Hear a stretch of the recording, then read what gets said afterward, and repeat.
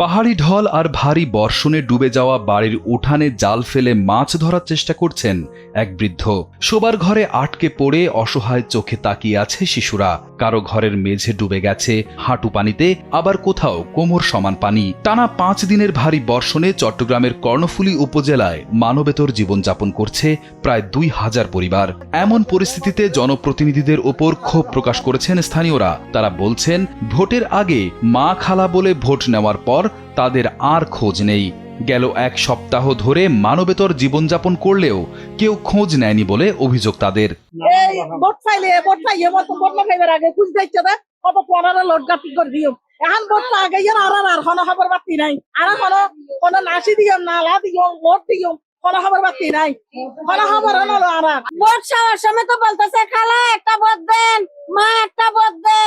আপনাদেরকে এরকম দেখবো দেখার সময় বলতেছে তোমাদেরকে বাইর করে দাও। স্কুল, কলেজ, বসতবাড়ি, বাজার ও মূল সড়ক সব জায়গায় থই থই পানি।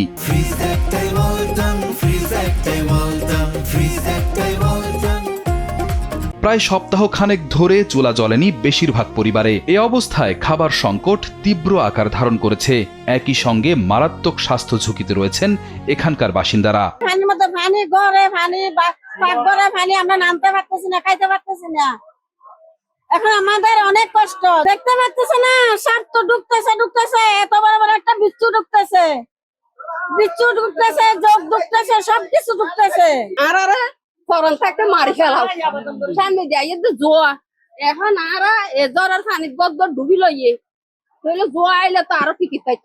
শুধুমাত্র টানা বৃষ্টির পানিতেই তলিয়ে গেছে আশেপাশের বিস্তীর্ণ এলাকা। পানি নিষ্কাশন ব্যবস্থা এতটাই ভেঙে পড়েছে যে জমে থাকা বৃষ্টির পানি এলাকাটির পাশ দিয়ে বয়ে যাওয়া কর্ণফুলী নদীতেও নামতে পারছে না। পানিবন্দী এই দুর্বিষহ পরিস্থিতি থেকে মুক্তি পেতে এবং ড্রেনেজ ব্যবস্থার উন্নয়নে সরকারের দ্রুত ও কার্যকর পদক্ষেপ নেওয়ার জোর দাবি জানিয়েছেন স্থানীয়রা।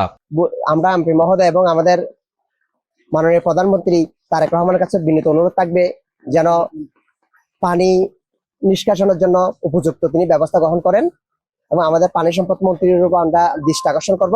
আমি সরকারকে, আমার ইউনিয়ন পরিষদের চেয়ারম্যানকে আমি বারবার আগ্রহ করে জানাবো, উনি কি আমার 2 নম্বরে এসে ওয়ার্ডারে এসে এটা একটা পদক্ষেপ নেওয়ার জন্য। প্রায় প্রতি বছরই বৃষ্টিতে চট্টগ্রামে বন্যা পরিস্থিতির সৃষ্টি হয়।